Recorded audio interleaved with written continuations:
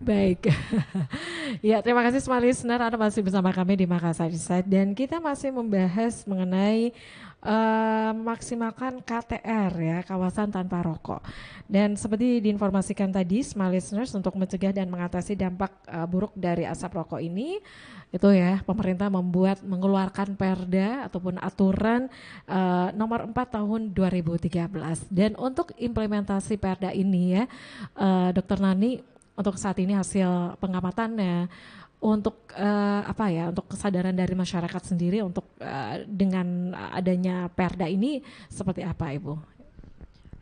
Ya, kalau saya pribadi masih menganggap itu masih belum maksimal ya, karena masih cukup banyak orang yang memang tidak tahu.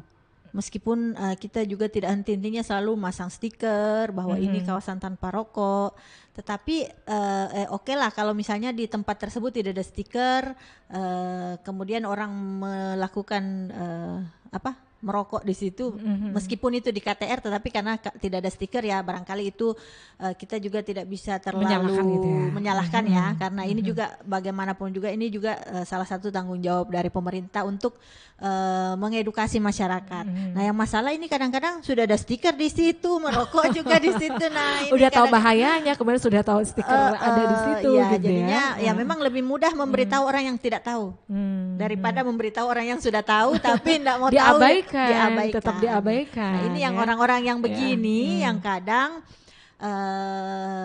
kita berdebat lama karena ini hak saya untuk merokok.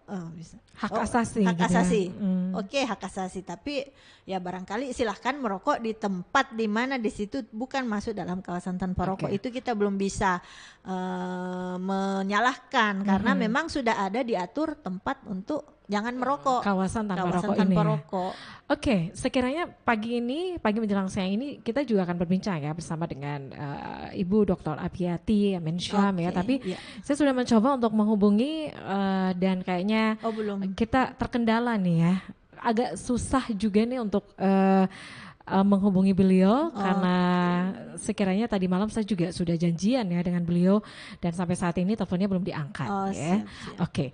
Baik, jadi itu ya seperti diinformasikan ya Dok Nani tadi bahwa bahaya merokok ini sudah tahu, kemudian perdanya sudah ada dan sebenarnya apa sih yang memang perlu ditingkatkan begitu Dok? Bagaimana untuk bisa kesadaran masyarakat ini bisa lebih bisa ditingkatkan lagi? Iya, sebetulnya kalau masing-masing orang sudah tahu hak dan kewajiban, kembali lagi kita ya.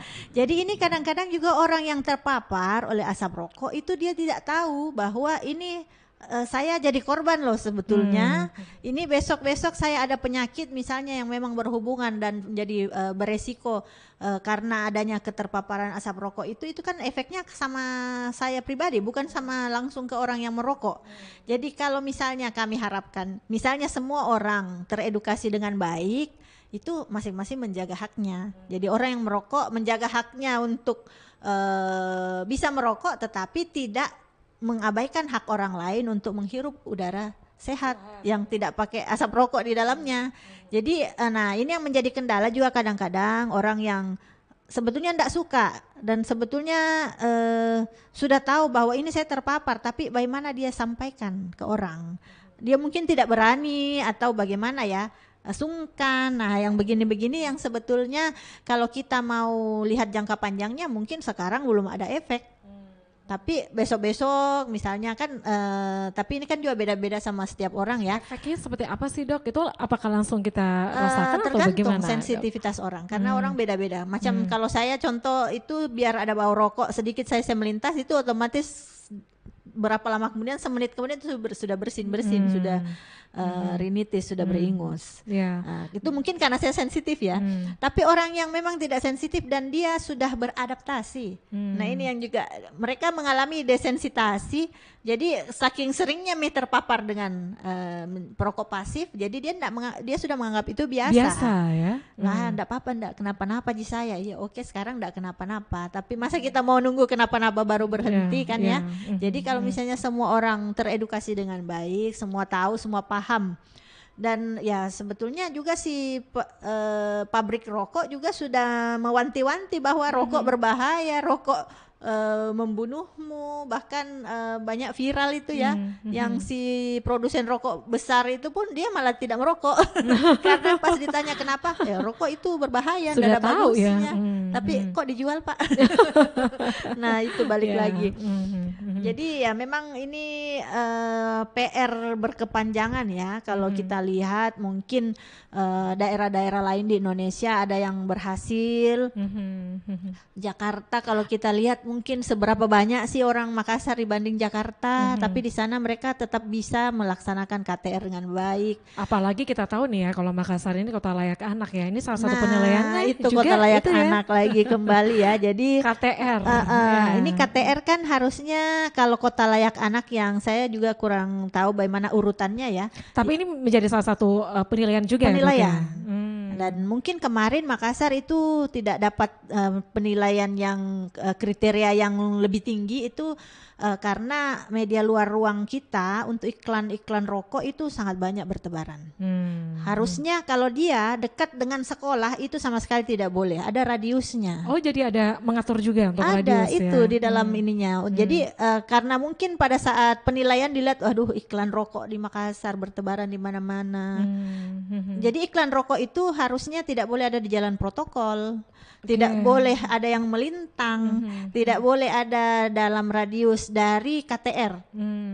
Itu juga sampai di situ diatur ya dok ya? Itu ada di dalam peraturan presiden. Jadi itu sebetulnya kalau kita lihat KTR ini peraturannya kurang apa lagi sih, semuanya sebetulnya sudah ada aturannya. Apakah perlu direvisi atau gimana dok? Ya, jadi kami ini ke depan Hmm. memang sebulan kemarin ya kita sudah ada menuju revisi. Jadi bukan revisi perdanya, tetapi bagaimana juknis pedoman pelaksanaannya.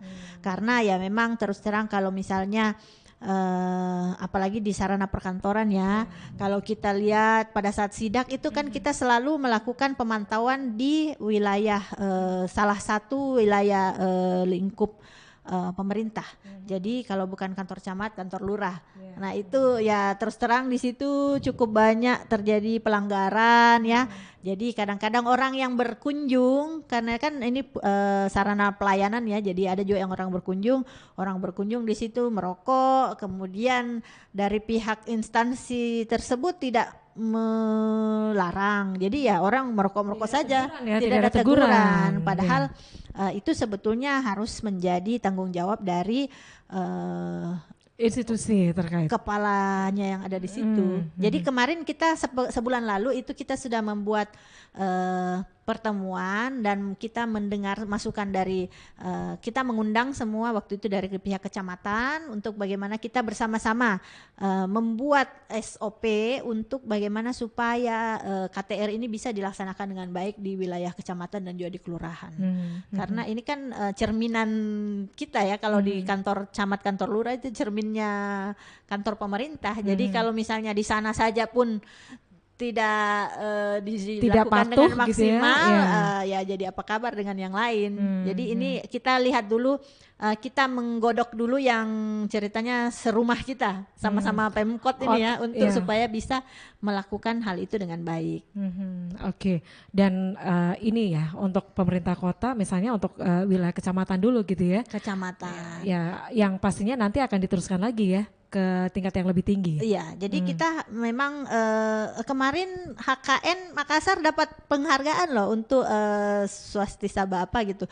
Ini untuk melaksanakan kawasan tanpa rokok di wilayah desa dan kelurahan. Itu mungkin kita lihat mereka melihat bagaimana pelaksanaan Kota Makassar dalam bentuk lorong wisata itu yang kita lakukan pemantauan, ya meskipun itu masih sangat kecil dibanding yang harusnya jadi target, tetapi itu juga dianggap diapresiasi oleh Kementerian Kesehatan sehingga pemerintah Kota Makassar juga mendapatkan penghargaan. Tapi kalau misalnya kami sih lihatnya penghargaan ini bukan berarti kita sudah lakukan sudah banyak ya. Ini sebetulnya masih sangat sedikit kalau misalnya melihat tanggung jawab kita di Kota Makassar yang sangat besar ini, lorongnya begitu banyak, penduduknya begitu banyak. Kalau semua mau diedukasi, ini masih belum maksimal. Kalau jadi harus ditingkatkan lagi ya, Dok. Harus lebih ditingkatkan. Edukasi sosialisasinya harus lebih ditingkatkan lagi. PR-nya KTR ini banyak PR sekali. Bersama ya. Harusnya menjadi tanggung jawab bersama lah. Jadi ya memang di Satgas KTR itu kan kita sudah gunakan juga semua yang memang berkompeten untuk bisa bermitra menjadi kita. Jadi harapannya ini bukan menjadi selalu dibilang melulu adalah masalah kesehatan. Kesehatan itu hanyalah dampaknya, tetapi untuk orang di sekitar edukasi itu sebetulnya tanggung jawab kita bersama. Ya, itu ya, Smart Listeners. Memang ini bukan hanya tanggung jawab dari Dinas Kesehatan Kota Makassar saja, tapi ini merupakan tanggung jawab kita bersama ya. Edukasi dan sosialisasi secara masif ini harus terus ditingkatkan ya, Dok ya. Iya, betul. Baik, sekali lagi terima kasih ya Dokter Nani sudah hadir di studio ya untuk siang hari ini. Tidak terasa ya sudah. Kayaknya 2 jam ya, harus lanjut lagi. Tapi kan sekarang ada workshop ya. Iya. Jadi harus lanjut lagi workshopnya ya, Dokter Nani ya. Balik lagi. Baik.